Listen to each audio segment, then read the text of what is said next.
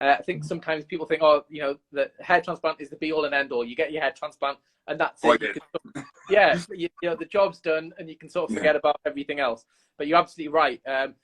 Hair transplant, those hairs are good, absolutely fine. But you've also got to look at the bigger picture and what's happening to the rest of the head. There is still a potential for you to lose hair elsewhere or hair to thin out. So yes, a hair transplant can be great, but you also have to think about the rest of the head. And yes, absolutely, medications to try and prevent further hair thinning and to try and bring back those thinner hairs and making them thicker like they used to be. My hair wasn't terrible. It wasn't terribly thin, and it is in my family, but it was more of a personal preference for me and to prevent it. Like I say, I knew that I'd probably get to 40 years old and be in a position that is then more difficult to reverse. So why wait was my idea around it all, which is why I did it early again.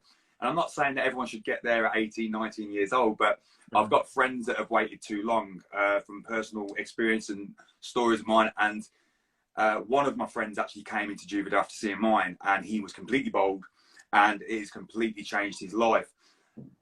Then you've got guys that I know as well that have actually not had to go for the transplant because they've caught it early. But through my advice and seeing, again, from my Instagram or my stories saying, just try the products first. Don't waste not necessarily waste your money, but don't go straight in for the transplant, right? Use these products first because, as you just said, you might not even need the transplant. It's just a case of regrowing, reactivating, or just preventing that loss, right?